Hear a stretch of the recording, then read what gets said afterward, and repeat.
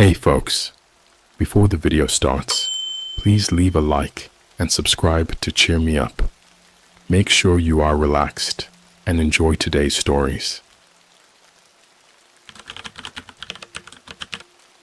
Someone told me on a chat room on the deep web that my trip tomorrow is not real. Don't board. I now know why. I've always been curious about the darker corners of the internet.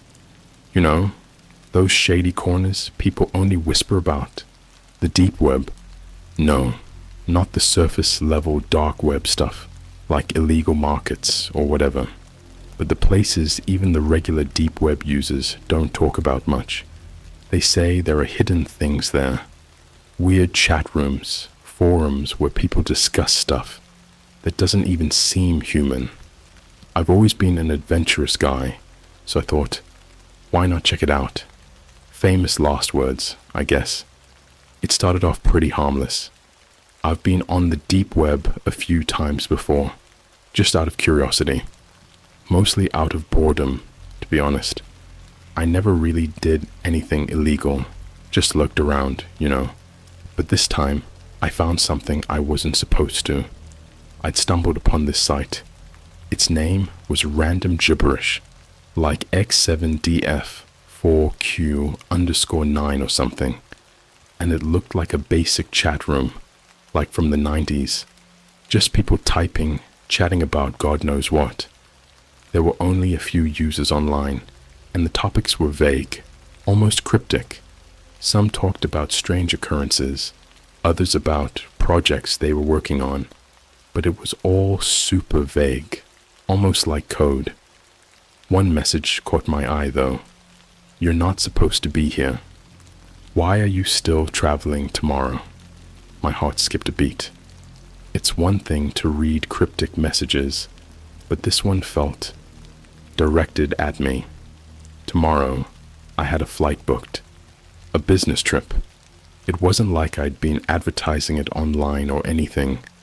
I'm a private person. Sure, I might have mentioned it in passing to a friend over text, but that's about it. There's no way anyone in this random chat room could have known about it. I tried to brush it off as coincidence. People get lucky guesses, right? So I typed back, "Who are you? How do you know about my flight?" Almost immediately, they responded, "Don't board the plane." That's when the dread kicked in. This wasn't funny anymore. I typed back again, asking what they meant, why I shouldn't board, but my messages just hung there, unanswered. The user's name was Anon324 or something like that, and just as quickly as they'd sent those creepy messages, they went offline, vanished. I stared at the screen for what felt like an eternity. The chat room was still there. Other users typing about whatever strange things they were discussing, but I couldn't shake the feeling that something was wrong. Really wrong. Who was this person, and how the hell did they know about my flight tomorrow? I'm not usually a paranoid guy, like, at all, but something about this whole thing was making my skin crawl. The deep web is filled with freaks and trolls, sure, but this felt different, too personal, too real. The rest of the night, I couldn't sleep. I kept thinking about that message. I tried convincing myself it was nothing but some bored hacker trying to mess with me. Maybe they saw me booking flights on some unsecured site or found my info on one of those shady data leak databases. That's gotta be it, right? It's the deep web after all. Everyone's data is floating around there somewhere. Still, I couldn't help but feel like I'd wandered into something I wasn't supposed to. Something beyond just a creepy hacker. I spent the rest of the night researching flight accidents, like a freaking psycho. I found nothing unusual about my specific flight.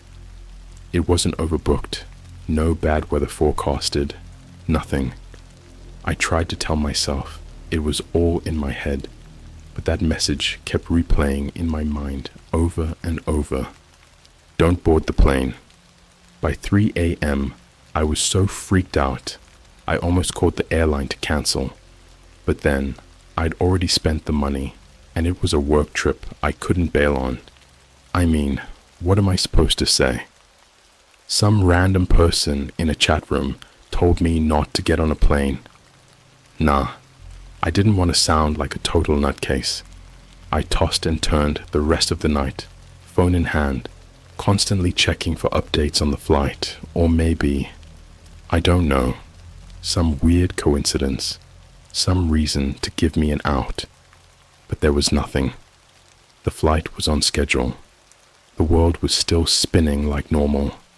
Morning rolled around, and even though every fiber of my being was screaming at me to stay home, I forced myself to get up, pack my stuff, and head to the airport. Maybe it was all just in my head. Maybe it was just some deep web troll having fun at my expense. But now, looking back, I wish I'd listened.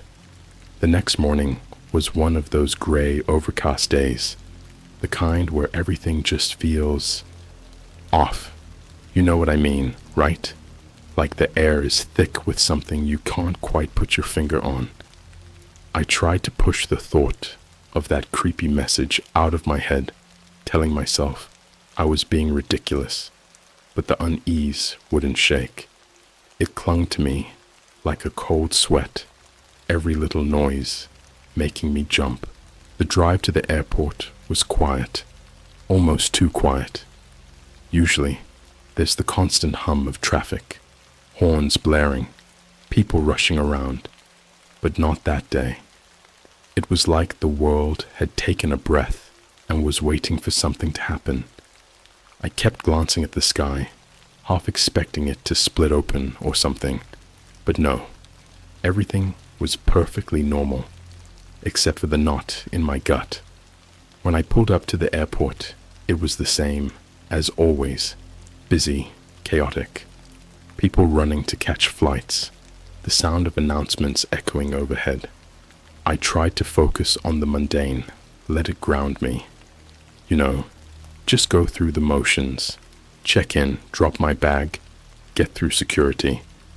But even as I went through the usual steps, there was this underlying hum in the back of my mind. A voice, almost, "Don't board the plane." It was stupid. I knew it was stupid, but the thought wouldn't leave me alone. And yet, I still went ahead with it. I remember standing in line at the security checkpoint. Everything looked fine on the surface, but there was this weirdness in the air, like no one was really looking at each other. People just shuffled through the motions, but it was like everyone was zoned out, like they were there, but not really there. It felt robotic. As I got closer to the metal detector, the guy in front of me turned around suddenly. He looked wrong. Like something about his face was just off. His eyes were wide and unblinking, his skin pale, like he hadn't seen the sun in years. For a split second, I thought he was going to say something to me. And then he didn't. He just stared. And then, without a word, he turned back around. Okay, so I know that doesn't sound like a big deal, but it was unnerving. The way he looked at me wasn't normal. It was like he was seeing me, really seeing me, but not in a way people usually do. It was like he knew something.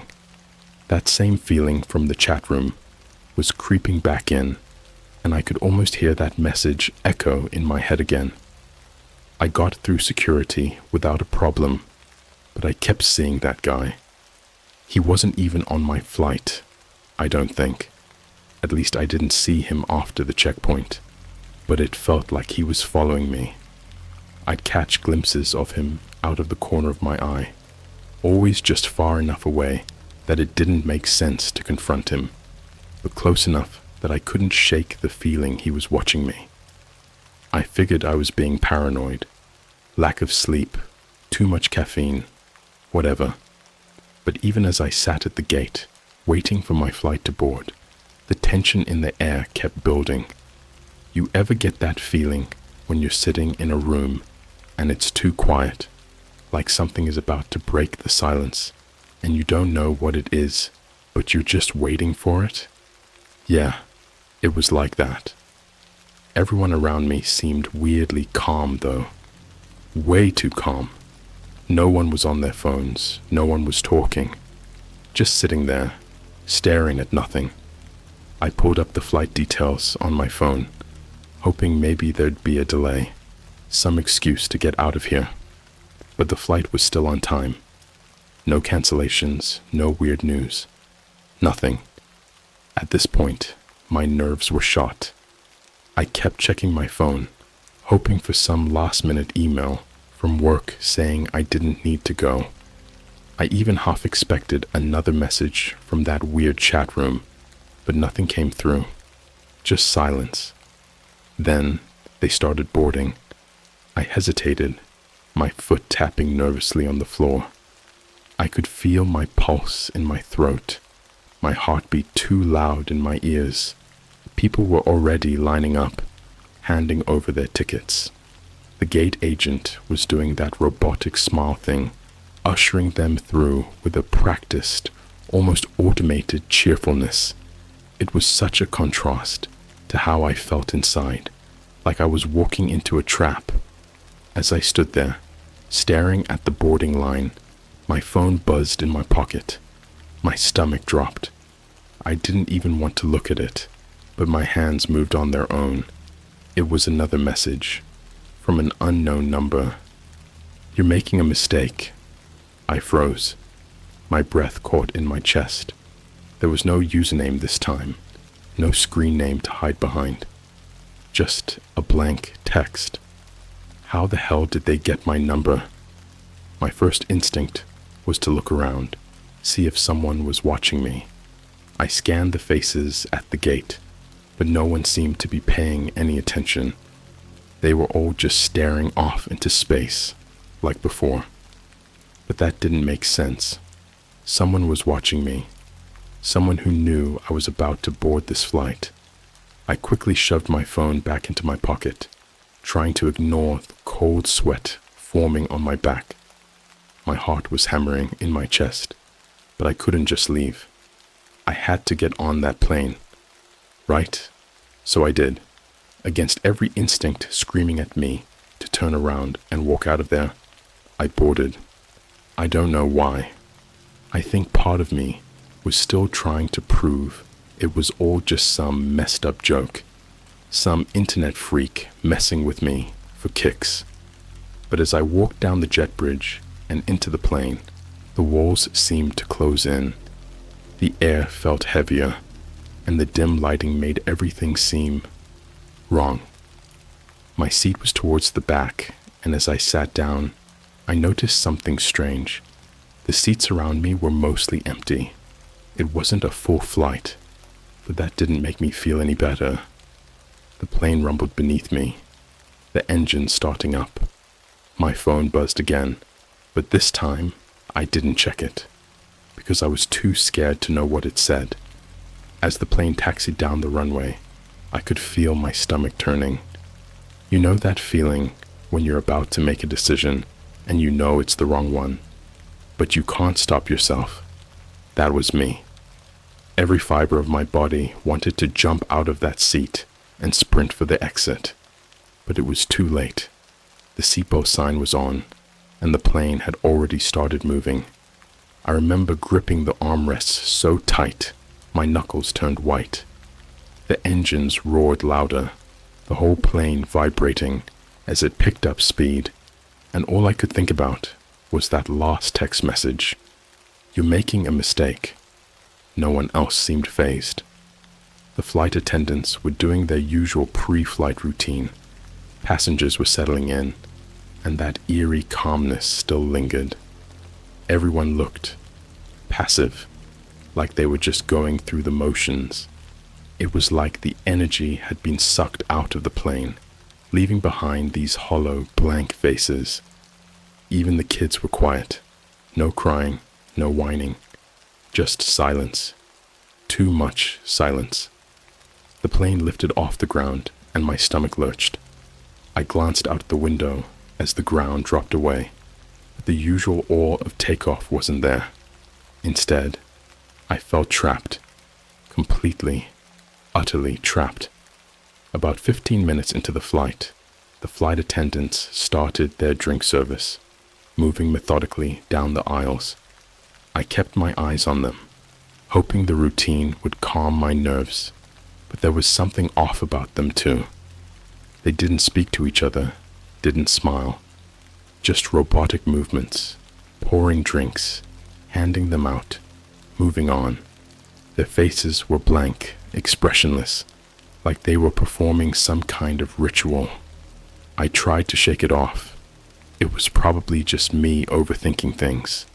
I was tired, freaked out, and that was making me hyper aware of everything. That had to be it.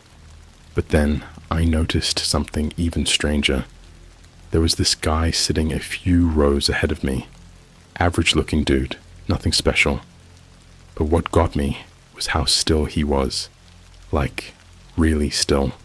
His hands were folded in his lap, his head perfectly straight, eyes forward, and he wasn't moving at all. No shifting in his seat, no adjusting his posture. Just sitting there. At first, I thought maybe he was asleep, but then I realized his eyes were open, wide open. It was unnatural. I mean, who sits like that? I glanced at the other passengers around me, and they were all doing the same thing. Sitting too still, staring blankly ahead. The only sounds were the hum of the plane's engines and the occasional clink of a drink being poured. It was like they were all in some kind of trance. Suddenly, I felt a cold sweat creeping down the back of my neck. I glanced back at my phone, debating whether I should check that last message, but something told me not to. I didn't want to know what it said. Whatever was happening, it was too late to turn back now. I closed my eyes, hoping that maybe, just maybe, I could get some sleep and wake up to find everything normal. But the second I shut my eyes, I felt this presence. I don't know how to describe it, but it was like someone was standing right over me, watching. My heart was racing, my hands slick with sweat, and I knew I wasn't alone. I cracked my eyes open, just a sliver, and my breath caught in my throat. Standing in the aisle, just a few feet from my seat, was the guy from the security checkpoint, the one who'd been staring at me. He wasn't saying anything, wasn't moving, just standing there, staring down at me. His eyes were wide, unblinking, and there was something wrong about his face. It was like his features were stretched, like his skin didn't fit right. His mouth twitched at the corners, almost like he was trying to smile, but couldn't quite manage it. I froze. My body locked up, paralyzed with fear. I wanted to scream, to call for help, but my throat was dry. My voice caught in my chest. I couldn't move. He leaned forward, his face inches from mine, and whispered in this low, raspy voice, "You shouldn't be here." Before I could react, he stood up straight, turned, and walked down the aisle towards the back of the plane. I whipped my head around to follow him, but he was gone, just like that. No sign of him anywhere. I sat there, gripping the armrests, my heart pounding in my ears. I wanted to believe I'd imagined it. Maybe I was sleep deprived. Maybe my brain was playing tricks on me. But deep down, I knew it wasn't a hallucination. That guy was real. And he knew something I wasn't supposed to know. I glanced around, desperate to see if anyone else had noticed. But no. The other passengers were still staring blankly ahead, completely oblivious. They hadn't seen him. Or if they had, they didn't care. That's when the lights flickered. It was subtle at first, Just a quick dimming of the overhead lights, like a power surge. But then they flickered again and again, each time staying off a little longer. The hum of the engines grew louder, more strained, and the plane jolted, just enough to make my heart jump into my throat. The flight attendants were gone. I didn't see them anywhere. No carts, no service. Just the eerie sound of the plane vibrating, like it was struggling to stay in the air. The lights flickered one last time, and for a few seconds, the cabin was plunged into darkness. Total, suffocating darkness. I gripped the armrests so hard, I thought I might tear them off. My breathing was ragged, my pulse racing, and then, just as quickly as it had gone out, the light came back. But when it did, something had changed. The passengers, the ones who had been sitting around me, staring blankly ahead, they were all turned in their seats now, facing me. Every single one of them. Their eyes were wide open, unblinking, fixed on me with this hollow, empty look. Their heads tilted slightly, like they were curious, but their faces were completely expressionless. Not a single muscle moved. It was like they were waiting for something. And that's when I felt it. A presence, right behind me. I didn't want to turn around. I didn't want to see who or what was standing there. But I knew, deep down, that I had to. Slowly, I twisted in my seat, my heart pounding so hard I thought it might explode. My breath caught in my throat, and when I finally turned around, the aisle behind me was empty. No one was there, but the sense of being watched, it didn't go away. It only got stronger. I don't know how much time passed after that. Maybe minutes, maybe hours, but one thing was certain. I wasn't on a normal flight anymore, and whatever was happening, I wasn't alone. The tension in the cabin was unbearable. It felt like the air itself had thickened, pressing down on my chest, making it harder to breathe. My hands were trembling, and I kept wiping them on my pants, trying to dry the sweat. I kept telling myself to stay calm, that I was just being paranoid, but every time I glanced around, I was met with those eyes. All those passengers, just staring at me. I tried to ignore them, focus on anything else. The safety card in the seat pocket, the faint rumble of the engines, but their eyes were locked on me, every single one of them. And the worst part? None of them blinked, not once. I pressed the call button for the flight attendant, hoping someone would come and tell me I was imagining things, but no one showed up.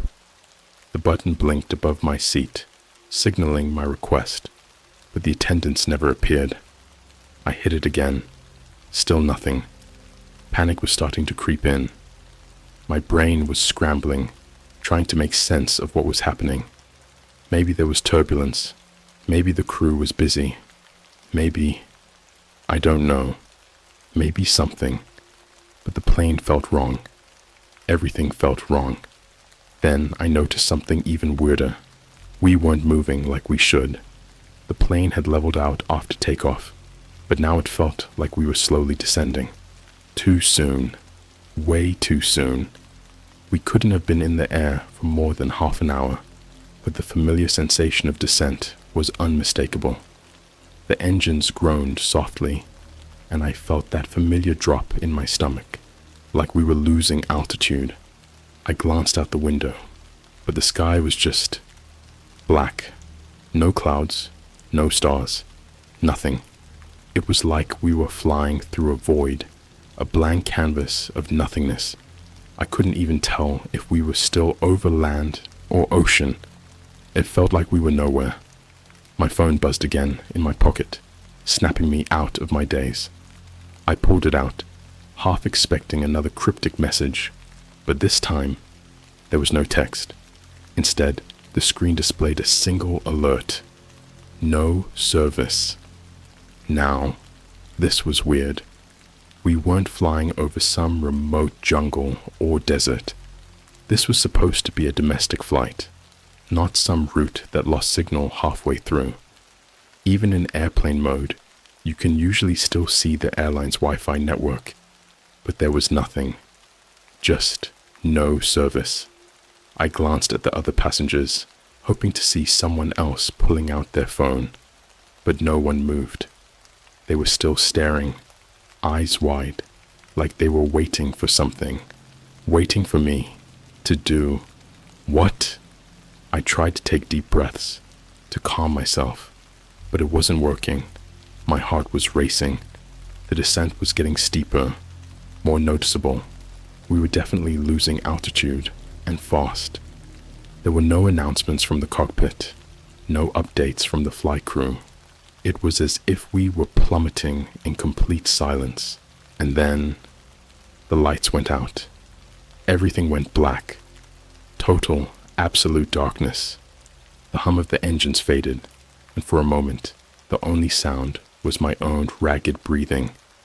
I reached out blindly, trying to feel for something, anything, but all I could grab onto was the cold, smooth surface of the armrest. That's when I heard it, a soft whisper, right next to my ear. You should have listened. My entire body went rigid. I whipped my head around, but I couldn't see a thing. The voice had come from right beside me, so close I could feel the breath on my skin.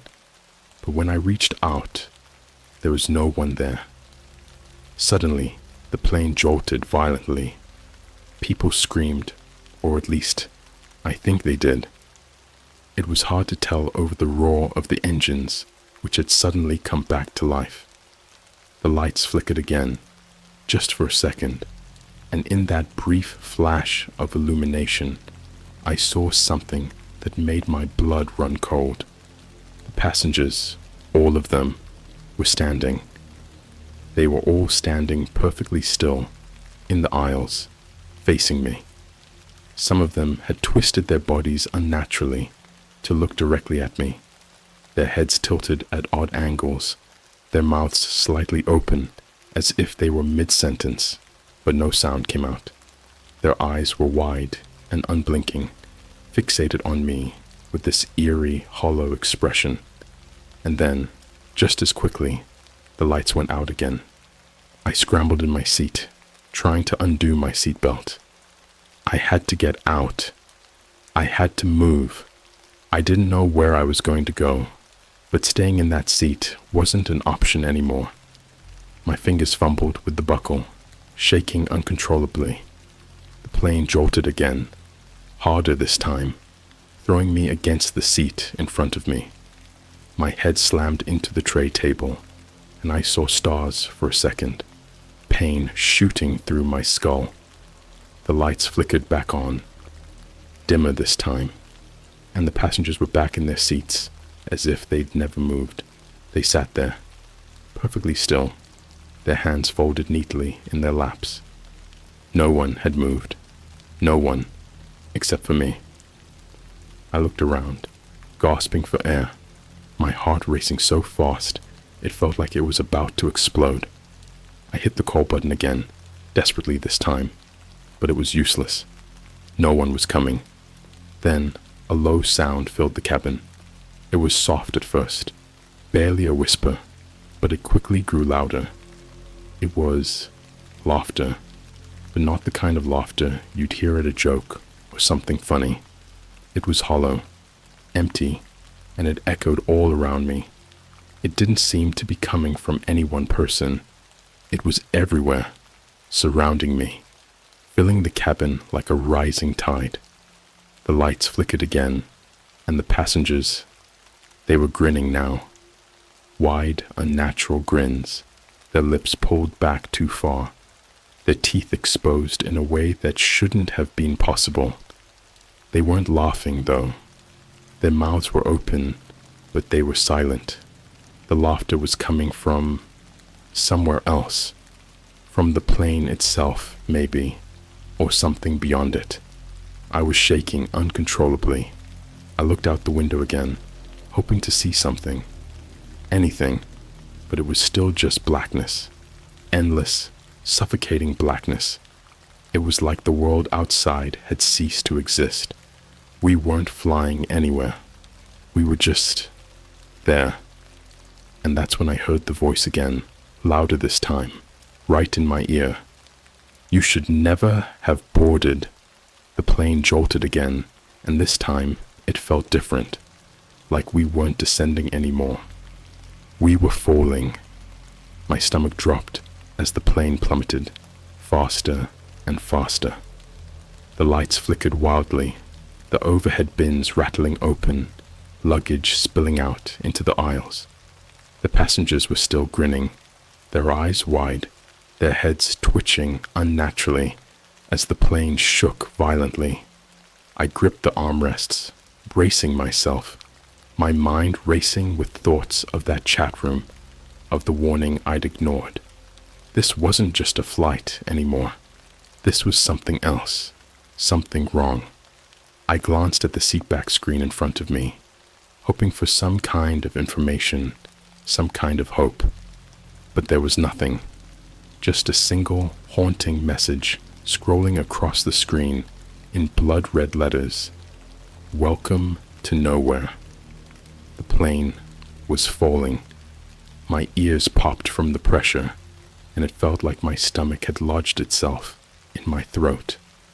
The hum of the engines had turned into a deafening roar, and the entire cabin was rattling like it was coming apart at the seams. Overhead bins flew open, luggage and personal items spilling into the aisles.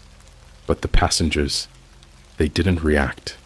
They just sat there, perfectly still, grinning that awful, unnatural grin. The message on the screen in front of me flickered. Welcome to nowhere. Nowhere. What the hell did that mean? Was this some kind of sick joke? Some deep web prank gone too far? But this was too real. The shaking, the falling, the cold sweat dripping down my back. There was no waking up from this. I clutched the armrests, my knuckles white, my pulse pounding in my ears. I had to do something. I couldn't just sit here and wait to crash, to die. I fumbled with my seatbelt, yanking it open. My heart was slamming against my ribs as I half stood, half crawled into the aisle, my legs shaking beneath me. The moment I was out of my seat, I felt it. That presence again, heavy, suffocating.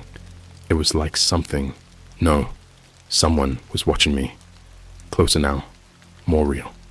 I could feel its eyes on the back of my neck, cold and malicious. The hair on my arm stood on end, but I forced myself to move. I stumbled down the aisle, past the still grinning passengers, their eyes following me as I went. I tried not to look at them, but it was impossible not to. Their heads twitched slightly as I passed, like they were tracking my every step. I felt like a rat in a maze, and they were waiting, just waiting, for me to reach the end. I made my way toward the front of the plane, toward the cockpit. If the pilots were still there, if they were even real, maybe they could explain what the hell was happening. Maybe they could pull us out of this dive. But the closer I got, the more I felt it. That pressure, that presence. The plane lurched again, and I grabbed onto a seat to steady myself. As I did, I glanced back at the passengers. All of them, every single one, had turned in their seats, their bodies twisted at impossible angles to watch me. Their eyes were wide, unblinking, their smiles stretched too far across their faces. My heart skipped a beat. I turned away and kept moving. The closer I got to the cockpit door, the more the plane seemed to fight me. The aisle felt longer, the floor beneath me tilting sharply, making it harder to walk. My footsteps echoed weirdly, like the sound was being swallowed by the walls themselves. When I finally reached the cockpit door, I hesitated. My hand hovered over the handle, dread pooling in my stomach. What was I going to find behind that door? Part of me didn't want to know, but I didn't have a choice. I had to do something. I grabbed the handle and pulled. The door swung open easily, almost too easily, and I stepped inside. The cockpit was empty. No pilots, no crew, just empty seats, dark screens, and that same message flashing on the control panel. Welcome to nowhere. I stood there, frozen, staring at those words, trying to process what I was seeing. This couldn't be happening. Planes don't just fly themselves, and they definitely don't plummet toward the ground with no one at the controls. But here we were. Then, behind me, I heard the soft click of footsteps. Slow, deliberate. I spun around, my heart pounding in my chest.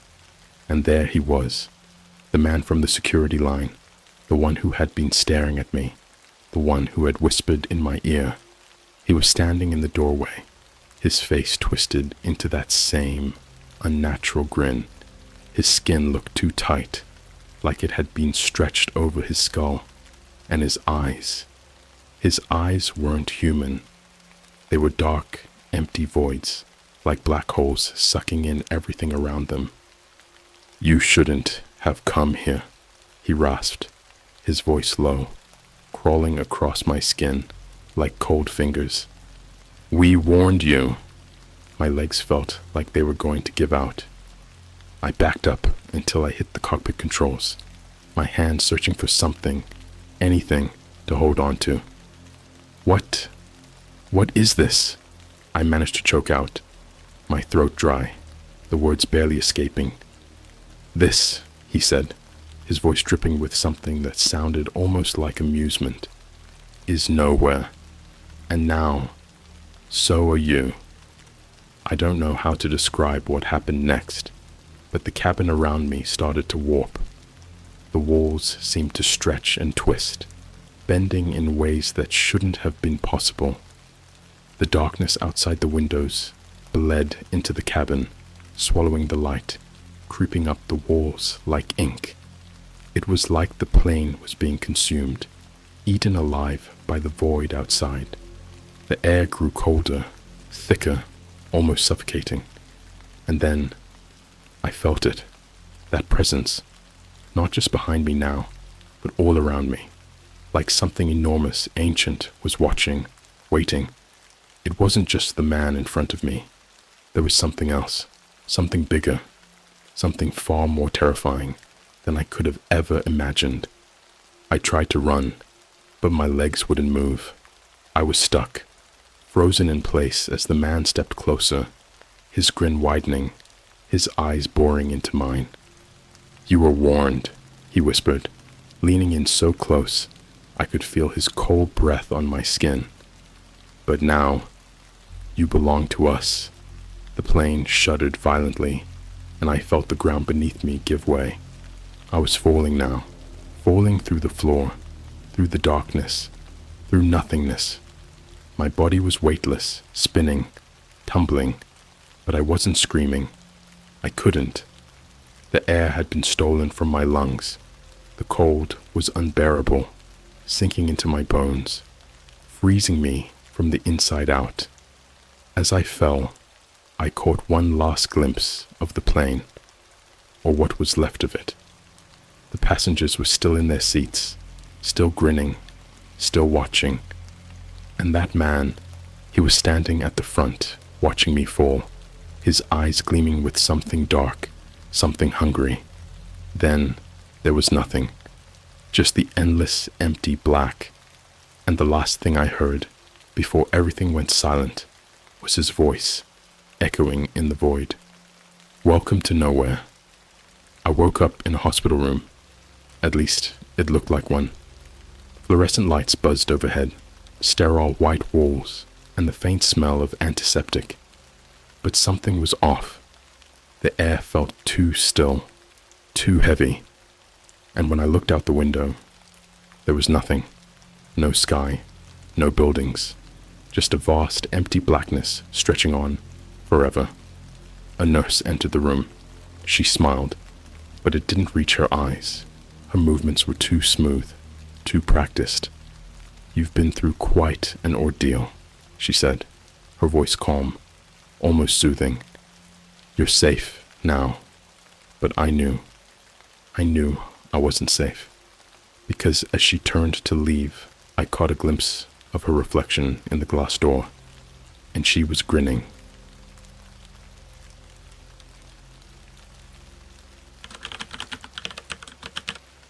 I visited water park location I found on the deep web. It ruined my life. I've always had this weird fascination with the unknown. You know that little voice in your head that says, "Don't do that. It's a bad idea." Yeah, I don't have that. Curiosity usually gets the best of me, and this time it might have cost me everything. It all started a few months ago when I fell down the rabbit hole of the deep web. You hear all these stories, some crazy, some hilarious, and some straight up terrifying, but part of me never really took it seriously. I figured it was mostly urban legends and weird internet folklore.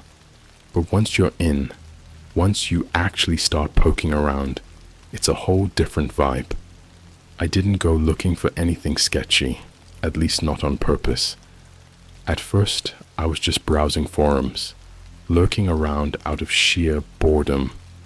It was late at night, and I was in one of those half-awake states where everything feels like a dream. And that's when I found it, an unmarked link on a random, barely active forum. The post was nothing more than a vague title, "Dive into Forgotten Waters."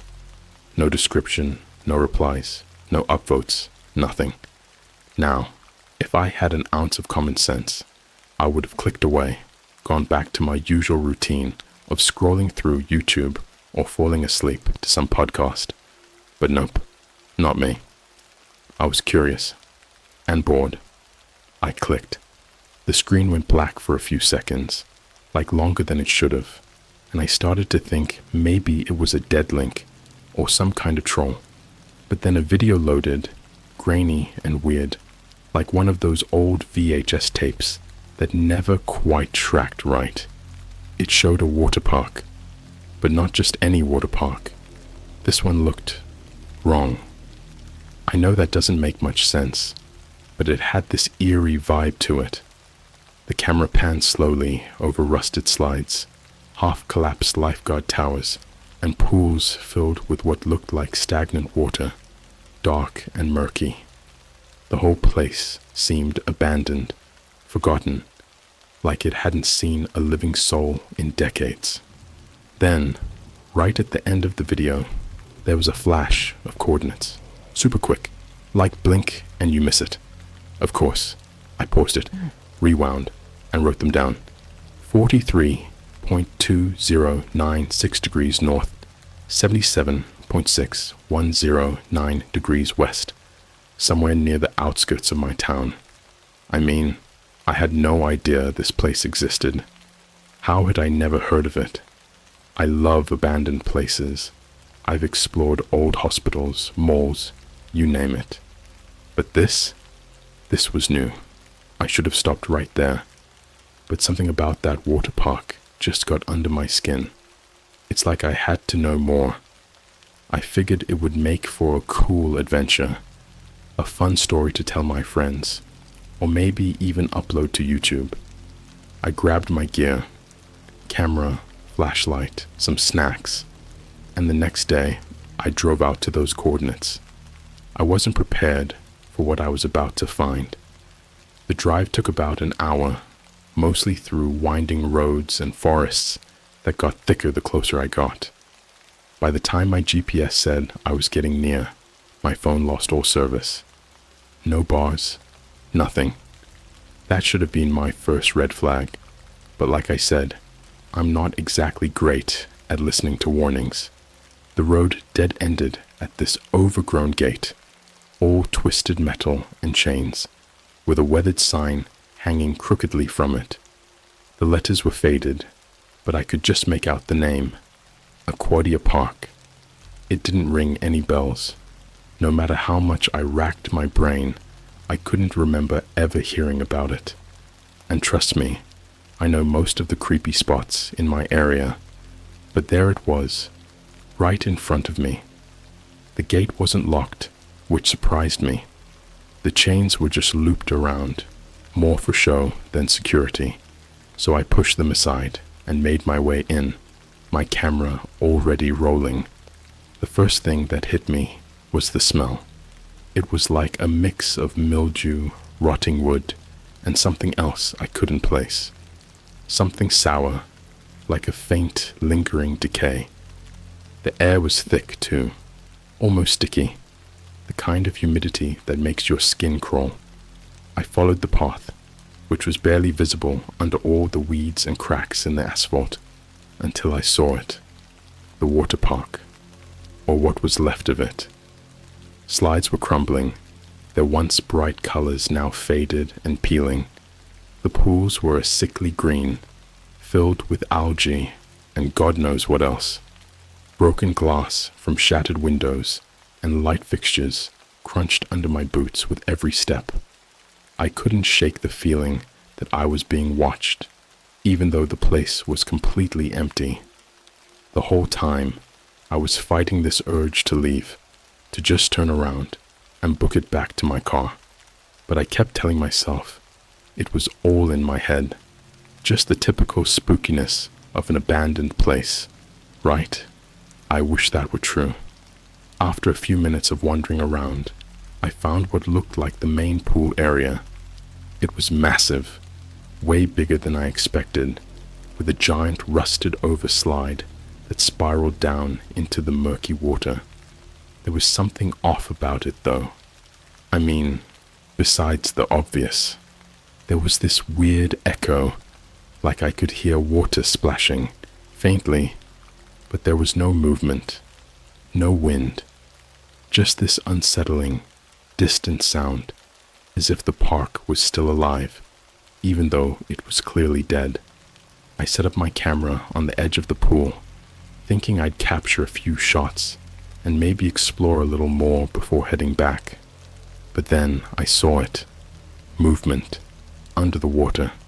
At first, I thought it was a trick of the light, or maybe just some debris stirred up from the wind, but the water wasn't clear enough for that.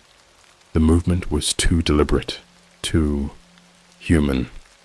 I leaned in closer, squinting at the dark water, trying to make out what it was. That's when I saw the hand. I'm not kidding. A hand, pale and bloated, floating just beneath the surface. I stumbled back, nearly tripping over the camera, my heart racing. My brain couldn't process what I had just seen. Maybe it was a mannequin or some kind of prank. Yeah, it had to be. There was no way it could be real. But before I could do anything else, something grabbed my ankle, and that's when everything went to hell. The second I felt it, something cold, slimy, and alive, wrap around my ankle, my body froze. It was like my brain couldn't catch up to what was happening. My first instinct was to jerk my foot back, but whatever had me wasn't letting go. I looked down, heart pounding in my ears, and saw something pale, almost translucent, slipping around my leg, pulling me toward the edge of the pool. I kicked hard, panic setting in. The thing's grip loosened for just a second, and I stumbled back, falling onto the cracked concrete, with a thud that knocked the wind out of me. My flashlight rolled away, flickering wildly, casting long shadows across the pool surface. I scrambled backward, eyes locked on the water, waiting, expecting to see whatever had grabbed me rise out of that dark, slimy mess. But nothing. The water was still. Not a ripple. Not a sound. I sat there for what felt like hours, trying to catch my breath, trying to make sense of what had just happened. Was it a fish? A tangle of weeds? My brain was spinning, trying to come up with any rational explanation, but deep down, I knew that wasn't it. There was no way. That hand I saw, it wasn't a trick of the light. And whatever grabbed me, that was real. I stood up slowly, my legs shaking so bad I had to lean on a nearby railing for support.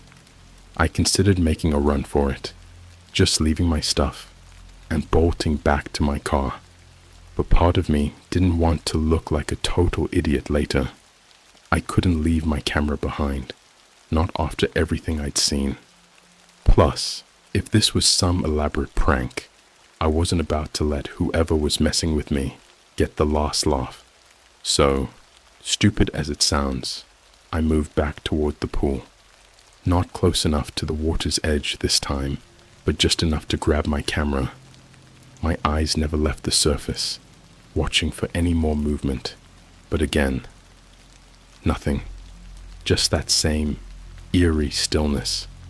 I didn't waste any time. I grabbed my gear, threw it into my backpack, and started back the way I came. The whole time, I had this gut feeling that something was wrong. Like, really wrong.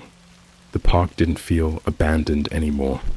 It felt occupied. The air was thicker now, heavier, and it wasn't just the humidity. It was like the entire place was watching me. As I passed by the old changing rooms, I heard something, a low, distant hum. At first, I thought it was wind moving through the cracks in the buildings, but it was too rhythmic, almost like a voice, like someone humming a song, real slow, real deliberate. I stopped in my tracks, straining my ears to hear better, and sure enough, it was coming from inside the changing rooms. Now, look, I've seen enough horror movies to know that this was the part where I should have turned around and left, but there was something about that sound. It felt like it was calling to me, drawing me closer. Against my better judgment, I crept toward the door, which hung half off its hinges. The humming was louder now, echoing off the tiled walls. I peeked inside.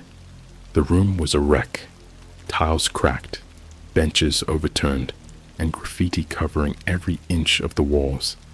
But there was no one there. The humming continued, though, softer now, almost like it was coming from beneath the floor. That's when I saw it. In the far corner, there was a hatch, a heavy rusted door set into the floor, with a thick metal ring for pulling it open. It looked out of place, like something you'd find on a ship, not a water park. I don't know what possessed me to do it, but I walked over and grabbed the ring. The metal was cold, colder than it should have been, given the muggy air. I tugged, and after a moment of resistance, the hatch creaked open. A gust of stale, damp air rushed out, carrying with it the smell of mold and rot. A ladder led down into the darkness. At this point, every part of me was screaming to just leave, but I couldn't shake the feeling that I needed to see what was down there. My curiosity had gotten the better of me again, and like an idiot, I grabbed my flashlight and started down the ladder.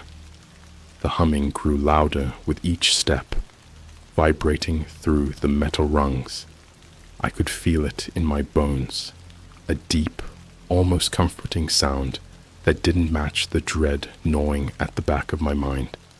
When my feet finally touched the ground, I was in some kind of tunnel. It was narrow, with concrete walls covered in a thick layer of grime and algae. The air was damp, suffocating. My flashlight beam flickered as I scanned the area.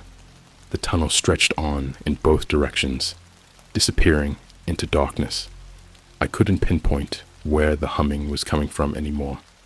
It felt like it was everywhere, surrounding me.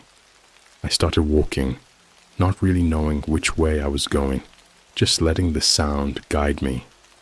The floor was wet, and my boots splashed in shallow puddles with every step, the noise echoing unnaturally in the narrow space. As I walked, I started noticing things. Small things at first. Scratches on the walls. Bits of old, torn fabric caught on the corners of rusted pipes. Then, more unsettling things. Bones. Small ones. Scattered here and there. Half submerged in the puddles. Animal bones, I told myself. They had to be. But the farther I went, the more there were, and some of them didn't look so small anymore. I stopped when I saw the door. It was an old metal door, heavily rusted, like everything else down there. But the weird part, it had fresh scratches on it. Long, jagged gouges like something or someone had been clawing at it, desperate to get in. Or maybe out. I took a deep breath, trying to calm my racing heart. I don't know what I was expecting to find behind that door, but my hand was already on the handle before I could think better of it. It swung open with a loud groan, and I was hit with a wave of that same sour, decaying smell from earlier, but stronger, way stronger. I gagged, covering my mouth with my sleeve as I stepped inside. What I saw, I still can't explain. The room was huge, much bigger than it had any right to be. And in the center of it, there was a pool, but not like the ones outside. This one was smaller, more like a giant tank, with thick, rusted metal walls. The water inside was thick, almost black, and it bubbled, like something was alive down there, churning beneath the surface. And then I saw them. Faces, just beneath the water, barely visible, distorted by the rippling surface, were faces. Twisted, pale, and lifeless. Their eyes were open, staring up at me, mouths gaping in silent screams.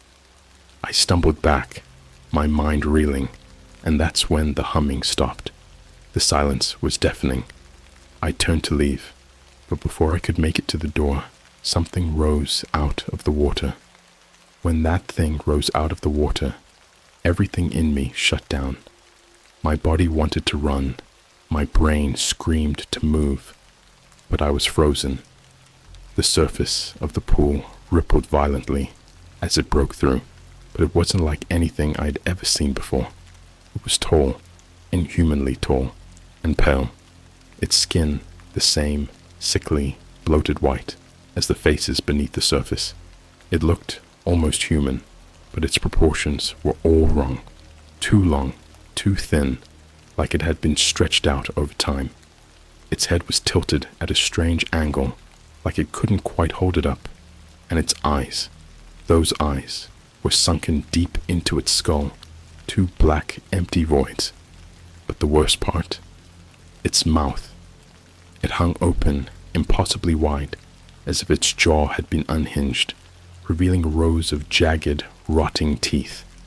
I could hear the faint squelch of its joints cracking as it moved, its limbs twitching and jerking like it wasn't used to using them anymore. The creature took a step toward me, its bare, webbed feet slapping wetly against the concrete floor, leaving a trail of slimy water in its wake. My heart was hammering in my chest, but I still couldn't move. I was trapped in place, watching as it dragged its twisted body toward me, that humming starting again, but now it wasn't distant. It was coming from the creature, low, guttural, vibrating through the walls and into my bones. Then it spoke, not in words exactly, but in that same rhythmic hum. It was like it was trying to communicate, but the sounds it made were warped, almost like they were coming from underwater. The thing reached out with one of its long, bony hands, its fingers too many and too long, the tips sharp and dripping with the same murky liquid that filled the pool. I snapped out of my trance, just in time to throw myself backward, barely avoiding its grasp. I bolted for the door, my flashlight bouncing in my hand, casting wild shadows across the walls. The creature let out a sound, this horrible gurgling wail, and I could hear the wet slaps of its feet, as it started after me. The hallway was a blur as I sprinted back the way I came, my breath coming in short, ragged gasps. My boots slid across the wet ground, nearly sending me crashing into the walls, but I didn't stop. I couldn't. The entire time, I could hear that awful sound, the humming, getting louder, closer. The creature was gaining on me. As I reached the ladder, I didn't even think. I jumped for it, not bothering to be careful, just scrambling up as fast as I could.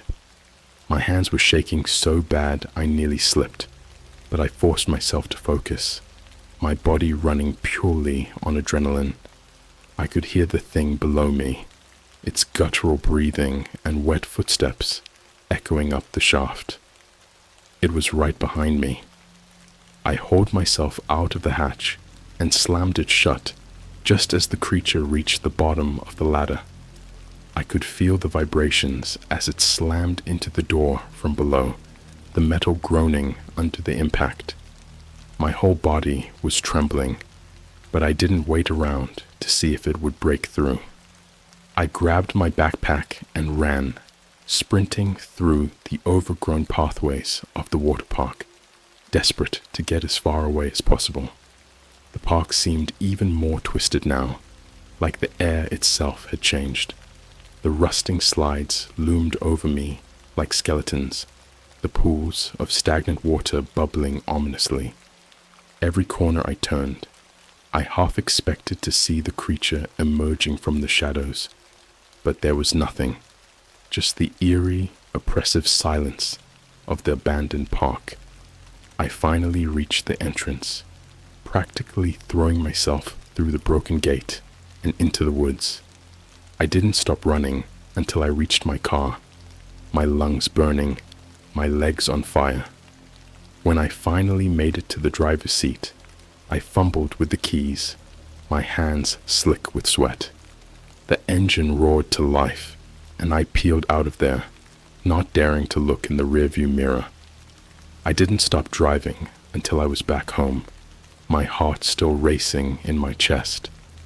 I sat in my car for a while, gripping the steering wheel, trying to calm myself down, to convince myself that what I'd just seen was some sort of hallucination. Maybe it was the mold or the stagnant water. Maybe I was just tired, or I inhaled something that made me see things. But then I checked my camera. I had forgotten about it in the chaos, but when I pulled it out of my bag, my heart sank.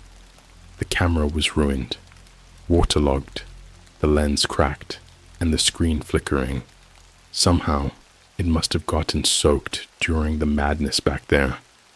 I tried to salvage what I could, plugging it into my computer, hoping beyond hope that something would still be there, that I wasn't losing my mind. But the files were corrupted, every last one. No footage, no proof, nothing.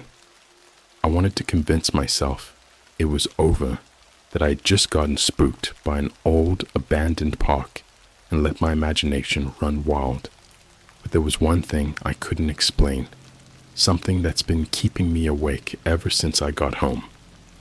As I was driving away from the park, right before I lost sight of it in my rearview mirror, I saw something. Just for a split second, standing at the edge of the trees, right by the entrance. A figure, tall, pale, twisted, watching me leave. For the next few days, I couldn't get the water park out of my head. No matter how much I tried to convince myself, it was all just some weird hallucination. I knew deep down that it wasn't. The park was real. The thing I saw was real. And something about it, something wasn't finished with me. I didn't sleep much. Every time I closed my eyes, I'd see that pale, bloated face rising up from the water, its dark, hollow eyes staring right through me. The humming, that low, haunting noise, wouldn't stop echoing in my head. I thought it would go away, the fear. But the more time passed, the worse it got. I started hearing things. Late at night, when everything was quiet, I'd hear that same rhythmic hum, faint but unmistakable, like it was calling me again. I tried ignoring it. I tried distracting myself, going out with friends, working late, anything to keep my mind off that place. But the thing is, you can only run from something for so long before it catches up with you. And a few nights later, it caught up with me. I woke up to a sound outside my window, like something scraping against the glass. At first, I thought it was just a branch from the tree out front. I live in a quiet neighborhood, and strange noises aren't exactly common, but it wasn't the first time I'd heard something outside at night. But this was different. The scraping was slow, deliberate, like someone or something was dragging their fingers along the window. I sat up, my heart pounding. I didn't want to look. I knew what I'd see, but some twisted part of me needed to check, needed to know I wasn't just imagining it. I pulled the curtain back, just a little, just enough to peek outside. And there it was, standing right by the tree, its elongated body half hidden by the shadows, was the creature, the same one from the park. Its head was tilted, those hollow eyes fixed on me through the window. It didn't move. It just stood there, like it was waiting for something.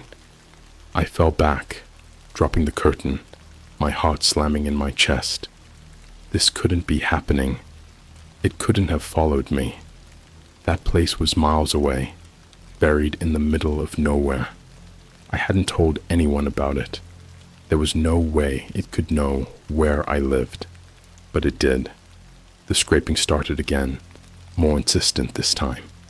I backed away from the window, my brain screaming at me to do something, anything, but I was frozen, just like I had been in the park. That same paralyzing fear washed over me, like my body wasn't my own anymore. And then I heard it, the humming.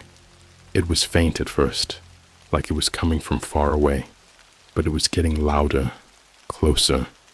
The same low, guttural hum I'd heard in the tunnel, vibrating through the walls.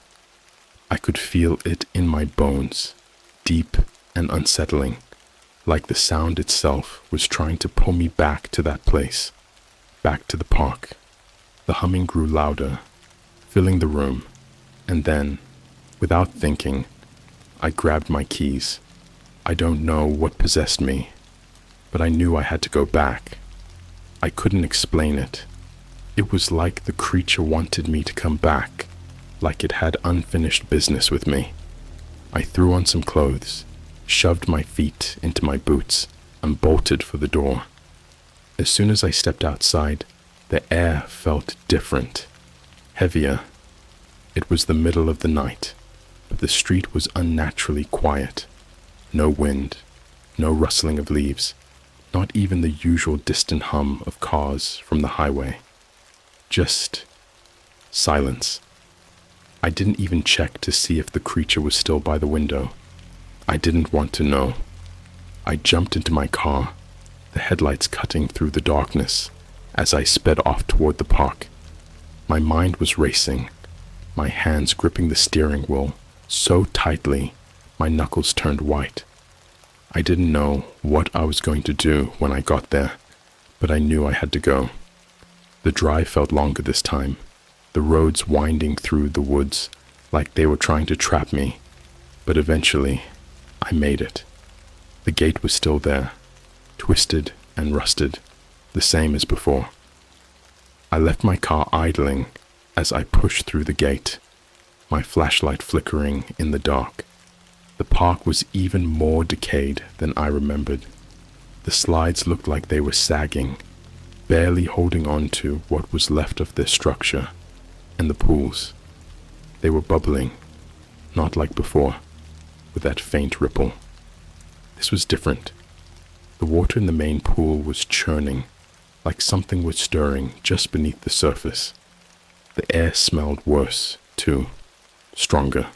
like rot and mold had intensified, saturating every breath I took. I should have turned back. I should have run, but I didn't. The humming was louder now, almost deafening, and it was leading me, guiding me, back toward the same hatch I'd found before. The same hatch that never should have existed. I made my way over to it, my flashlight beam flickering as the battery started to die. I pulled the rusted ring and opened the hatch, half expecting the creature to be waiting for me at the bottom of the ladder. But it wasn't. The tunnel was dark, silent, and somehow that was even worse. I climbed down, each rung colder than the last, my breath coming out in shallow, panicked bursts. My flashlight flickered again as I reached the bottom, and I could see the tunnel stretching out before me. The same wet, concrete walls, the same stench. But something was different now. The air felt thicker, like the space itself was alive, watching me. I started walking, the sound of my footsteps echoing down the narrow hallway, splashing in the shallow puddles. Every step felt like I was getting closer to something. Something wrong. The scratches on the walls were deeper now, more violent, and there were more bones. Too many to be animals. I tried not to think about it, but they were there, scattered all over the floor, crunching under my boots. As I walked, I noticed something else. The water. It was rising. Slowly, but definitely rising. It had been ankle deep when I first entered the tunnel, but now it was creeping higher, almost to my calves. I kept moving, faster now, but the water was still rising, like the tunnel itself was flooding. And then I saw it again. The door. The same rusted door with fresh scratches that led to the pool room. I hesitated, my hand hovering over the handle, but I knew I didn't have a choice. I had to see this through. I pushed the door open, and the smell hit me like a wall. Stronger than before, overwhelming.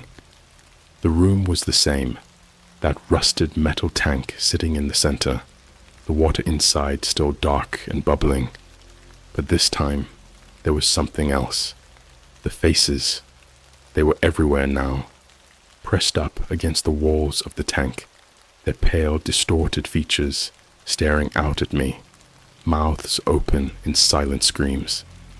There were more of them. Dozens, maybe hundreds, all watching me. The humming grew louder, vibrating through the walls, through the tank, through me, and then the water in the tank surged, rising up like it was alive, and out of it came the creature. But this time, it wasn't alone. There were others, pale, twisted figures, dragging themselves out of the water, their movements slow and jerky, their empty eyes locked on me. They were all coming for me. I stood there, frozen, as the things, those things, dragged themselves out of the water. They moved with this unnatural, jerking rhythm, their limbs twitching like they didn't quite remember how to work. Each one looked like a twisted version of what might have been human once. But now, they were something else. Bloated, pale, their skin stretched thin over bones that jutted out in impossible ways. Their mouths hung open, just like the first one, but now there were so many of them. Too many.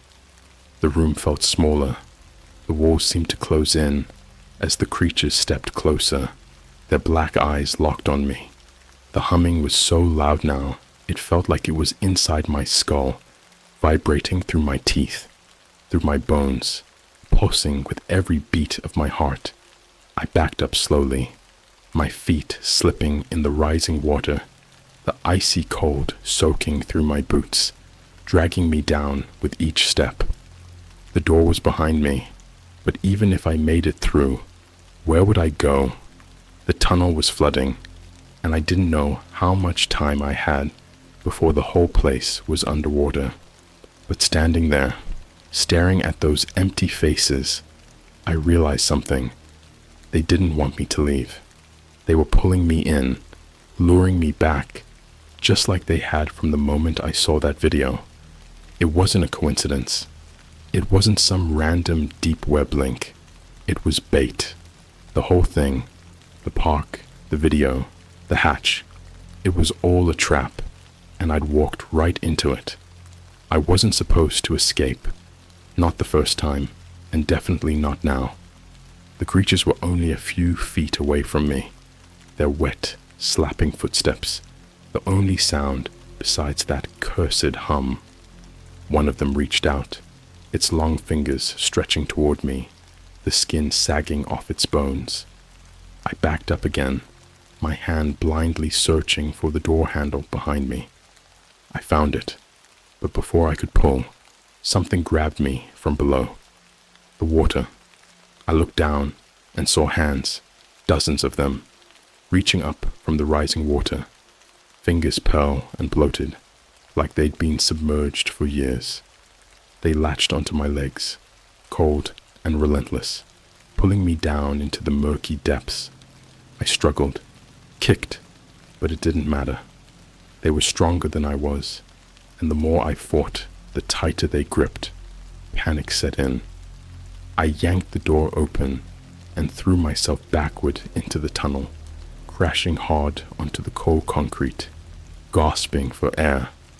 The creatures didn't follow, at least not right away, but I could see them, all of them, crowding around the entrance, watching me with those dead eyes, their heads tilted in unison like they were waiting.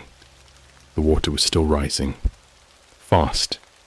I scrambled to my feet and ran, my boots splashing through the now knee-deep water. The tunnel seemed longer than I remembered, stretching on endlessly, and I could feel the weight of the water pulling at me with every step, like it was trying to drag me back. Behind me, I heard a splash. I didn't dare look, but I knew what it was. They were coming. The water was rising faster now, sloshing around my waist, and every few steps I stumbled, my hands slipping along the slimy walls as I tried to keep myself upright. My flashlight flickered again, dimming, and for a brief second, everything went black. When the light came back on, the creatures were in the tunnel. They were faster now, moving through the water like they belonged there, their bodies half submerged, their empty eyes still locked on me. I could hear the squelching sound of their limbs pulling through the water, the wet slap of their hands on the walls as they crawled closer and closer. I ran. My lungs burned. My legs felt like lead, but I didn't stop. The water was almost up to my chest now, and the tunnel felt like it was closing in, narrowing, the ceiling lowering, the walls pressing in on me. And then I saw it, the ladder. The hatch was still open, just a few feet away. I pushed through the water, my arms flailing as I waded toward it. I could hear them behind me, closer now, their distorted humming filling the tunnel, louder than ever, reverberating through my skull like 1,000 voices in unison. I reached the ladder and pulled myself up, my hand slipping on the wet rungs as I climbed. The creatures were right below me, their hands reaching up, grasping at my legs, their wet fingers brushing against my boots as I scrambled out of their reach. I pulled myself out of the hatch, slamming it shut behind me. I collapsed on the ground, gasping for air, my heart pounding in my chest. The park was silent now, the only sound my own ragged breathing. I sat there for a moment, not daring to move, listening for any sign that they had followed me. But there was nothing, just the faint, distant sound of water sloshing below, growing quieter with each passing second. I stood up, my legs shaking, and started back toward the entrance. The park looked even worse now, more decayed, like it had aged decades in the span of minutes. The slides had collapsed completely. The lifeguard towers reduced to piles of rusted metal. The pools were still bubbling, but now the water was dark, almost black, and I could swear I saw something moving beneath the surface. I didn't stop to check. I didn't look back. When I reached my car, I drove. I didn't care where. I just needed to get away, as far from that place as possible. The roads twisted and turned. The trees blurred together, but eventually I made it back to my house. I've tried to move on since then, tried to forget, but I can't. The humming hasn't stopped. It follows me everywhere I go, like a faint, distant echo that I can't shake. Sometimes, late at night, I hear the scraping outside my window again, and I know it's still out there, waiting for me. I haven't been back to the park since that night, but I can feel it pulling at me, like it's not done with me, like I escaped too soon. And the worst part, I know it's not over, because every time I hear that humming, it gets louder, and one of these nights, I think it's going to bring me back.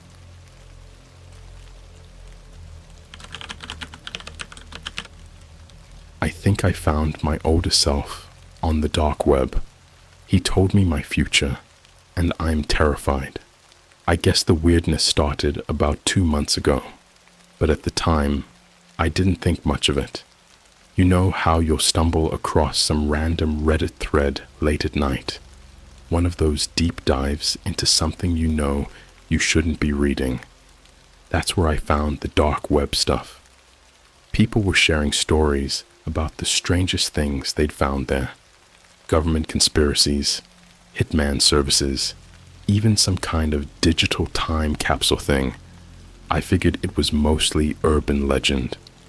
But I was bored, and honestly, I thought, why not check it out? What's the worst that could happen? I wasn't totally clueless though. I knew not to go in without protection, so I downloaded Tor, set up a VPN, did all the usual precautionary stuff. I wasn't looking for anything in particular, just poking around. Most of it was the kind of shady stuff you'd expect. Black market sites, selling fake passports, creepy chat rooms, where people talk about things you don't even want to imagine are real.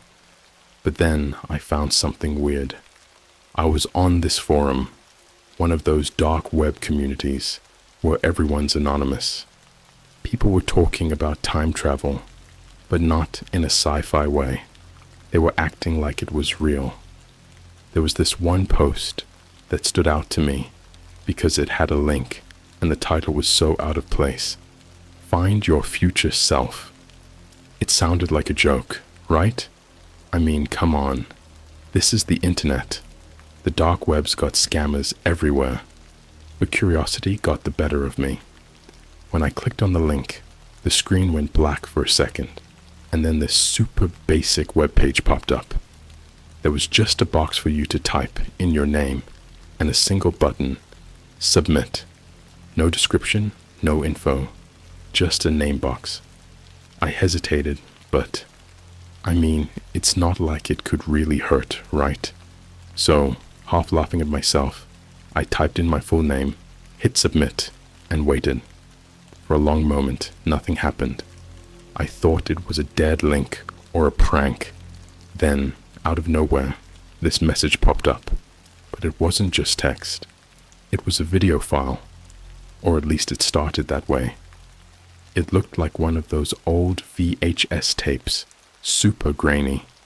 The screen flickered and cracked like an ancient TV trying to tune into a signal. My heart started racing, but I wasn't sure why. It felt off. The video slowly faded in. It showed a man sitting in what looked like a basement, but not like a dungeon or anything. Just an ordinary cluttered basement. It could have been anywhere, really. The guy looked tired, like really worn out, with bags under his eyes and graying hair. He had this weird familiarity, like I'd seen him somewhere before. Then it hit me. He looked like me, but older. The guy stared right at the camera for a second before he said anything. His voice was low, kind of hoarse, like he'd been screaming or maybe just hadn't talked to anyone in a while. "I know you're watching this," he said, his eyes narrowing. "And I know this is going to sound insane, but I'm you, or at least I'm you in about 25 years. I swear my heart stopped for a second. I almost closed the tab right there, but something kept me glued to the screen. I felt like I needed to see where this was going. This isn't a trick, and no, I'm not a hacker or some scammer trying to freak you out," he continued, leaning in closer. "I need you to listen to me very carefully. Your life is about to change, drastically." I couldn't move. I was just staring at the screen, my mouth dry, waiting for whatever came next. You're going to think this is a prank, but believe me, it's not. In about a week, something's going to happen. You're going to make a choice that'll seem small at the time, but it's going to set off a chain of events that'll change your entire future. And, well, let's just say you don't want to end up where I am. He looked around, as if he thought someone might be listening. Then he leaned even closer, so his face filled the whole screen. "If you do exactly what I tell you, you might be able to avoid it. But you need to pay attention." I felt a cold sweat on the back of my neck. I didn't know if I should be scared or if this was just some elaborate prank, but he sounded so serious. "On October 8th, he said, and my blood ran cold when I realized that was only a week away. "You're going to get an email. It'll seem like nothing at first, just some spam from a random sender. But don't open it, don't even look at it. Whatever you do, delete it immediately. If you don't, it'll set off a series of events that'll ruin your life." I couldn't breathe. He leaned back, his face going dark, and I swear, he looked afraid. "That's all I can tell you for now. You'll understand more soon enough. Just remember, October 8th. Don't open the email." The screen flickered, and then, just like that, the video cut out. The website was gone, replaced by an error message, like it had never existed. I sat there for a long time, just staring at my screen, wondering what the hell had just happened. It felt like a joke, some weird prank someone was pulling on me, but it was so specific, so personal, that I couldn't shake the feeling that maybe, just maybe, it wasn't. A whole week went by, and honestly, I almost forgot about the video. Life was normal, or at least as normal as it could be after something like that. Then, on October 8th, exactly like he said, it happened. I got the email. October 8th came faster than I expected. By that point, I had pretty much convinced myself the video was a hoax. I mean, it had to be, right? Some troll on the dark web messing with people for kicks. Still, the date lingered in the back of my mind. I couldn't shake that uneasy feeling that I was forgetting something important, like when you leave the house and feel like you left the stove on. The day started off like any other. I was sitting at my desk, working remotely from home. My morning was pretty uneventful. Some emails from my boss, a couple of meetings, nothing out of the ordinary. Around lunchtime, I grabbed a sandwich and decided to scroll through my inbox, just clearing out some spam and unsubscribing from junk mail like usual. Then I saw it. At first, it didn't even register. It was just another unread email in my junk folder. The subject line was weirdly vague. "Opportunity waiting. Don't miss out." I mean, who even opens those? But the second I hovered over it, I remembered the video. The older version of me, staring into the camera, his voice low and urgent. Don't open the email. Whatever you do, delete it immediately. My hand started shaking. It was like I was standing on the edge of a cliff, deciding whether to jump. The cursor hovered over the email, my finger twitching on the mouse. Part of me wanted to see what was inside. Maybe it was nothing, just some phishing scam or a stupid newsletter I'd never signed up for. But what if it wasn't? I closed my eyes for a second, trying to calm myself down. My heart was pounding. I could feel sweat starting to form on my forehead, even though my apartment was freezing. I clicked delete. For a second, nothing happened. The email disappeared from my inbox, and I let out a breath I didn't realize I'd been holding. I felt relieved. Then, as if the universe was messing with me, I got another notification, another email from the same sender, same subject line. I stared at it, my chest tightening. It had come back. I deleted it again. Not even 5 seconds later, ping, another one. The same damn email, like it was taunting me. My hand was shaking so badly, I could barely click the trash icon this time. I thought maybe it was just some weird bug. I mean, how many times had I gotten duplicate emails before? Probably nothing to worry about, except it kept coming back. Every time I deleted it, another one would appear in its place. Identical. Same subject, same sender, no matter how many times I tried to get rid of it. At this point, I was sweating bullets. I opened the task manager, tried to figure out if some malware had wormed its way into my computer, but nothing seemed off. No suspicious programs running, no weird pop-ups, just that relentless, eerie email refusing to stay gone. I panicked. I disconnected from the Wi-Fi, closed my laptop, and walked away, hoping that would somehow stop it. But in the back of my mind, I knew it wouldn't. I paced my apartment, trying to figure out what the hell I'd gotten myself into. My mind kept going back to that video. The older version of me. He looked scared, like he knew something terrible was coming and was powerless to stop it. I couldn't ignore the growing fear gnawing at my insides. Was this the start of that chain of events he warned me about? I felt like I was in a horror movie. Only this time, it wasn't some cheesy script I could laugh at. It was real. Too real. I lasted maybe an hour before I caved. I reconnected my laptop to the internet and, against every instinct screaming in my head, opened my email. There it was. The same email sat there, waiting for me. My heart was hammering in my chest, but instead of deleting it this time, I did something stupid. I opened it. I don't even know why. Maybe it was curiosity, or maybe I just thought that reading it would break whatever hold it had over me. Like if I faced it head on, it would stop. It was probably the single worst decision I've ever made. The email wasn't long. It was one line of text and a link. That's it. Click here to see your future. No explanation, no details, just a single hyperlink. I hovered over it, my stomach twisting into knots. Everything in my gut was telling me to delete it and walk away.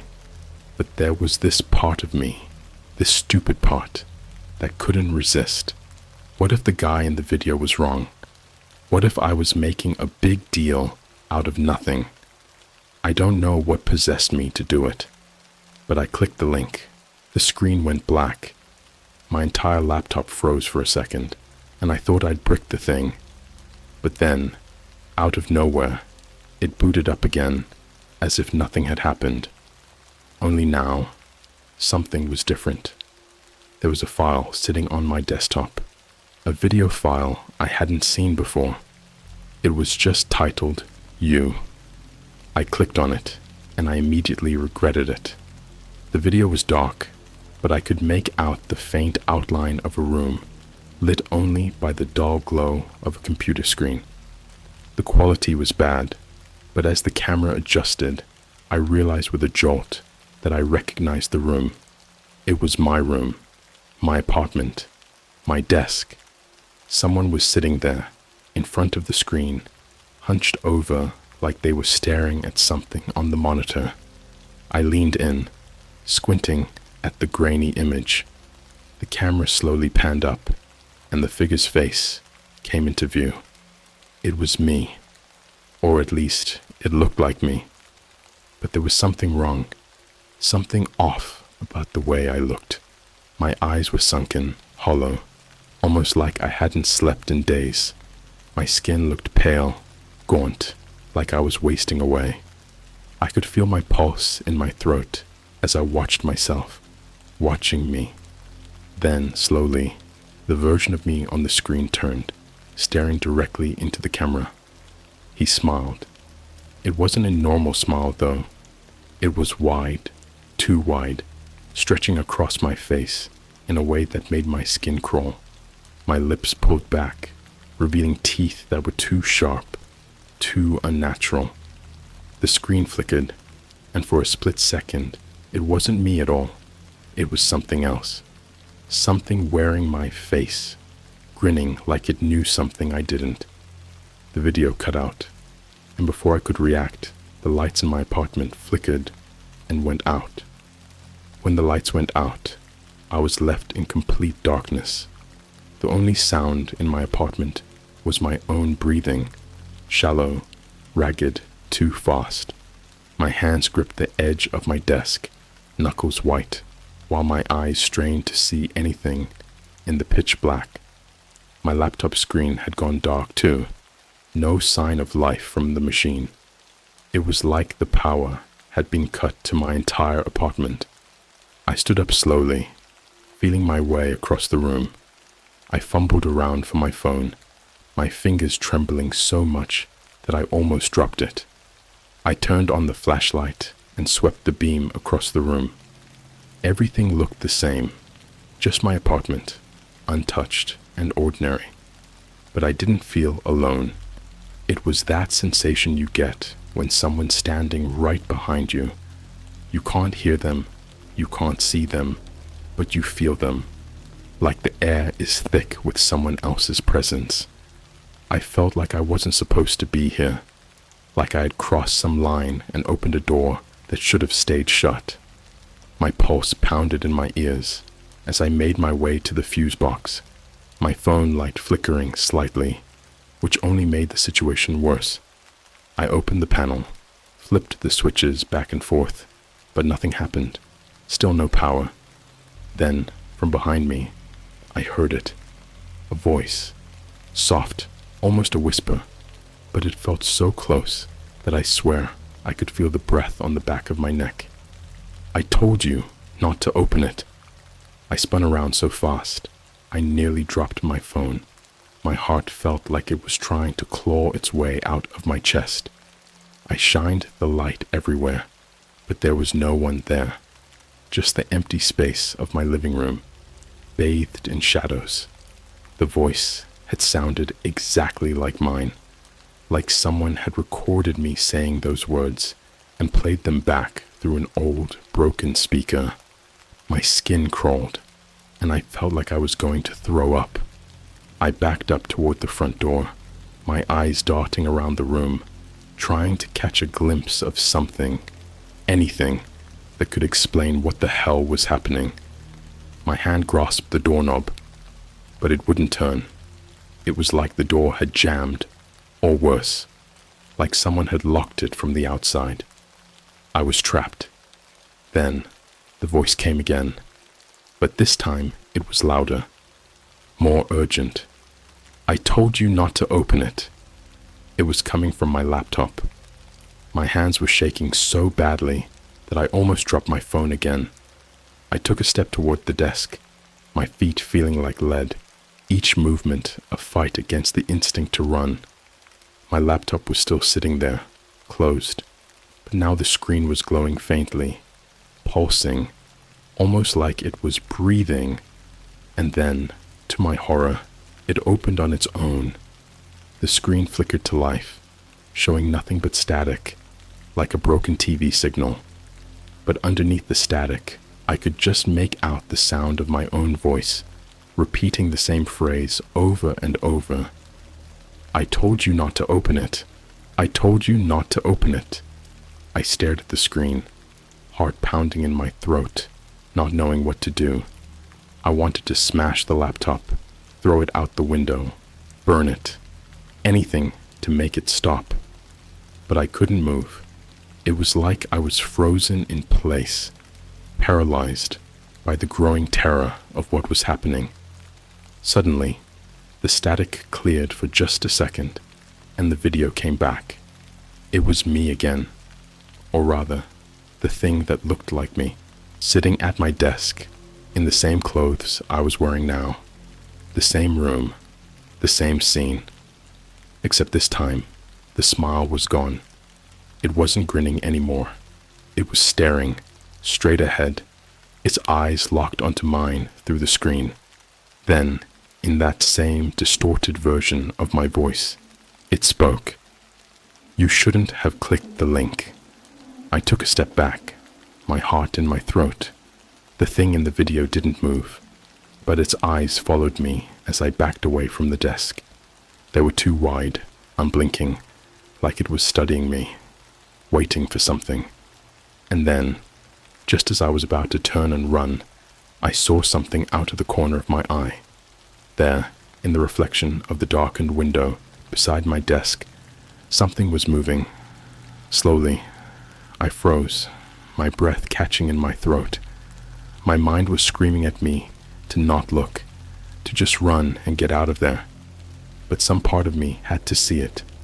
I had to know if it was really happening, or if my mind was playing tricks on me. I turned my head, just a little, and glanced at the reflection. It was me, but not really. The figure in the reflection was standing behind me, just out of the light from my phone, shrouded in shadows. I couldn't see its face clearly, but I knew it was the same thing from the video, the same twisted version of myself. It stood there, completely still, watching me, waiting. I turned around, my phone shaking in my hand, and there was nothing there. The room was empty, but when I turned back to the reflection, it was still there, closer now. I bolted. I didn't care about anything else. I just needed to get out. I ran to the front door, yanking on the knob, finally managing to force it open. I didn't even grab my keys. I just ran out into the hallway, the air cold and biting against my skin. My footsteps echoed down the empty corridor as I slammed the door behind me and kept running. I didn't stop until I was outside, breathing hard, my heart hammering against my ribs. The street was quiet, the night air thick with fog. I stood there for a long time, bent over, trying to catch my breath and figure out what the hell had just happened. My phone buzzed in my pocket. I almost didn't want to check it, but I couldn't help myself. I pulled it out, my hand still trembling, and looked at the screen. It was another email, from the same sender, but this time there was no subject, just the message. You can't run, and below that, another link. I stared at it, my blood running cold, the words of the thing in the video echoing in my head. You shouldn't have clicked the link. I don't know how long I stood there in the cold, staring at my phone, but I knew one thing for sure. I wasn't going back inside. I stood there for what felt like hours, my breath coming out in shaky white clouds, the night around me heavy with silence. My phone was still clutched in my hand, the email glowing on the screen. You can't run. The words stared back at me, mocking me. My thumb hovered over the screen, but there was no way I was clicking on that link. Not again. I wasn't going to fall into whatever trap this was, but the truth was, I felt like I was already caught in it. The streets were empty, just the dim glow of the streetlights filtering through the thick fog that seemed to roll in from nowhere.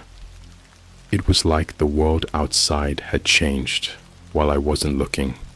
Quiet, eerie, wrong. The fog swallowed up everything past a few feet in front of me, turning the familiar into something menacing.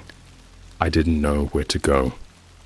My apartment was the last place I wanted to be, but standing out here in the middle of the night, alone, wasn't much better. The cold was sinking into my bones, and I had this creeping feeling that I wasn't alone. Not really. There was this nagging sense, like something was watching me. I glanced back at my building, half expecting to see something staring at me from one of the windows, but all I saw was my empty apartment, lifeless and dark. A wave of nausea rolled over me. My head was spinning, and for a moment, I thought about calling someone. The cops, a friend, anyone. But what the hell was I going to say? Hi, I think I'm being stalked by a version of myself from the future that might also be a demon or something. Can you help with that? Yeah, right. I shoved my phone into my pocket and decided to walk. I didn't know where I was going, but moving felt better than standing still. The sound of my footsteps echoed through the quiet street, too loud in the stillness, like something was following me. Each step felt like it was being matched by another set just out of sync, one step behind. I kept glancing over my shoulder, but every time I looked, there was nothing there. Just the fog swallowing up the world behind me. I was maybe 10 minutes away from my apartment when I saw him. At first, I thought it was just another random person out for a late-night walk, but the way he moved, slow, deliberate, made my skin crawl. He was standing on the corner, half hidden in the fog, but I could see enough to make out his silhouette. His posture was stiff, unnatural, like he didn't belong there. His head was tilted slightly, as if he was staring at something in the distance. Or maybe at me. I froze. Something about him felt wrong. My pulse quickened, and my instincts were screaming at me to turn around, to get as far away from him as possible. But I couldn't move. It was like my feet were glued to the pavement, and all I could do was stand there, staring at this shadowy figure in the fog. Then, slowly, too slowly, he started walking toward me. I could barely make out his features through the mist, but there was something unsettlingly familiar about the way he moved, like I'd seen him before. My breath hitched in my throat as the distance between us closed. The fog shifted around him, and that's when I saw it. He was me. Older, but not by much. His face was gaunt, pale, and his eyes were hollow. Dark pits, just like the version of me I'd seen in the video. His mouth hung slightly open, and his skin looked stretched too tight, as if it barely fit over his skull. But it wasn't just his face. It was the way he moved. Unnatural, jerky, like he was a puppet being controlled by invisible strings.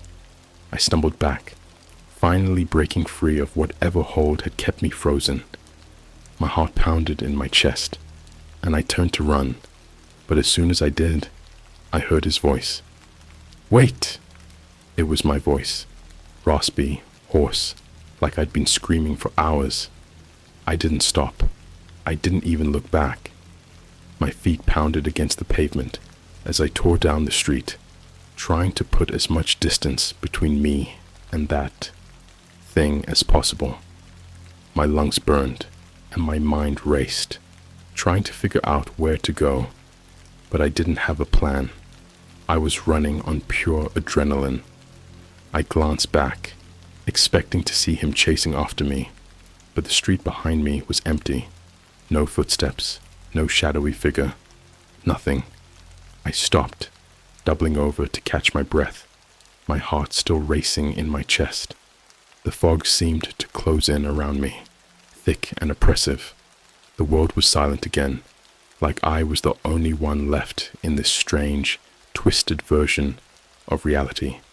But then, a soft, dragging sound cut through the silence. I whipped around, and my heart nearly stopped. There he was, standing at the end of the street, his head tilted to the side, eyes fixed on me. He wasn't running, wasn't even walking anymore. He was just there, like he'd always been.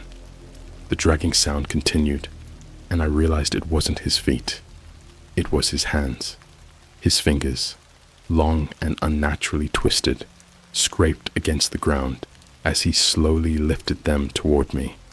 "You can't escape," the voice echoed in my mind, louder this time, though his lips hadn't moved. I took a shaky step backward, then another, but he didn't follow. He just stood there, his head tilting even further, almost unnaturally far to the side, his empty eyes watching me. The air around me grew colder. My breath came out in shallow, uneven puffs, and that's when I realized I wasn't going to be able to outrun this. Whatever this was, it wasn't something I could escape by just running. It had followed me out of my apartment, out of my computer, into the real world, and I had no idea how to stop it. I stumbled backward again, my back hitting the side of a building. I fumbled for my phone, pulling it out of my pocket, desperate to call for help. My hands were shaking so badly that I almost dropped it. I unlocked the screen, trying to pull up the dialer, when I saw it. Another email. No subject, no text, just an attachment. My thumb hovered over it, and I knew I shouldn't open it, but something inside me said it didn't matter anymore. I couldn't run from this, couldn't hide. It was going to find me, no matter where I went. I opened the attachment. It was a photo of me, standing on the street corner, right where I was now. And in the photo, standing behind me, was the thing that wore my face. It was smiling again. I dropped my phone and ran. I didn't care where I was going anymore. I just needed to get away. But no matter how far I ran, the sound of my footsteps was always followed by that dragging sound echoing through the fog. And somewhere, just on the edge of my hearing, was the sound of laughter. My own laughter. I don't know how long I ran. Time felt warped, distorted, like it had lost all meaning. The fog grew thicker with every step, swallowing the streetlights, the buildings, everything. It felt like the world was dissolving around me, turning into this endless gray void. My breath was ragged, my legs burning, but I didn't stop. I couldn't stop, not with him behind me, the thing wearing my face. My phone was gone, abandoned somewhere back in the fog. It didn't matter anymore. Nothing felt real. Not the street, not the cold air biting at my skin, not the ground beneath my feet. Everything felt distant, like I was running through a dream, a nightmare that I couldn't wake up from. I kept hearing that sound, the dragging, always just behind me, too close. But no matter how fast I ran, I never saw him when I looked back. Just fog, endless, choking fog. But I knew he was there, just out of sight, waiting for me to slow down, to stop. But I wasn't going to stop. Eventually, I turned a corner and found myself in front of an old, run-down building, a convenience store. It was the first sign of life I'd seen in what felt like hours. The flickering neon open sign buzzed softly in the dark, cutting through the fog like a beacon. Without thinking, I sprinted toward it, throwing myself against the door and stumbling inside. The bell above the door jingled weakly as I collapsed against the counter, gasping for breath. My lungs felt like they were on fire, my body shaking uncontrollably. For a moment, All I could hear was the pounding of my heart and the faint hum of the store's fluorescent lights. Then I looked up. There was a man behind the counter, staring at me like I was some kind of lunatic. He was older, with thinning hair and a heavy gut, wearing a stained apron.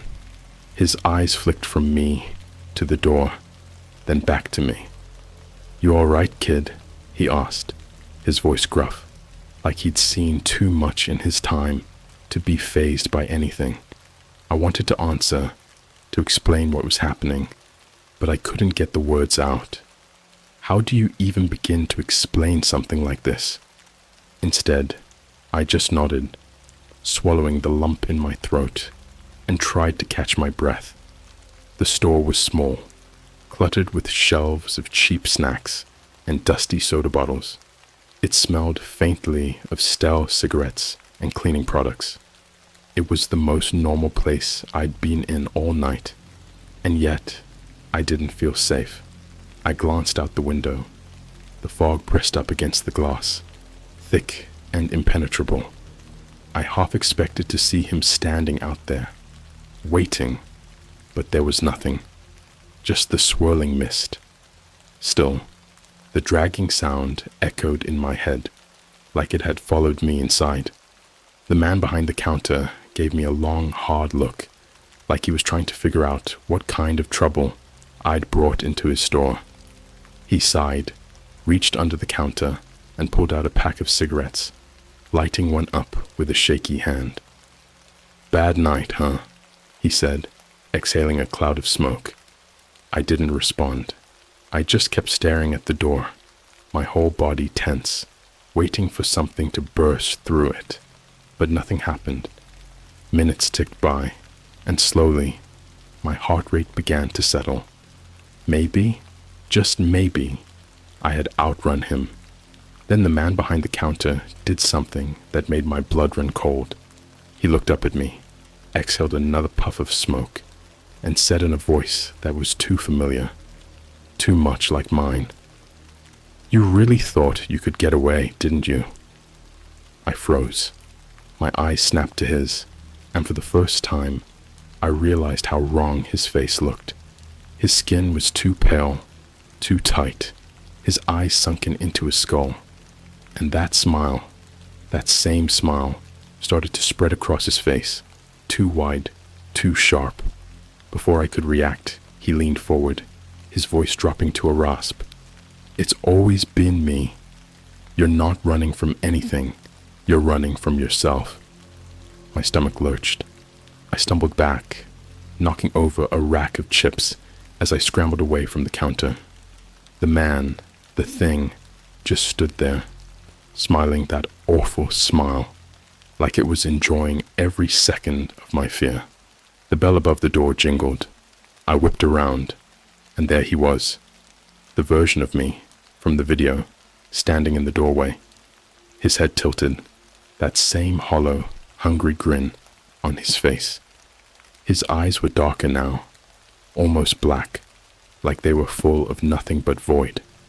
My heart stopped. I backed up until I hit the wall, trapped between the two of them. They weren't even trying to hide it anymore.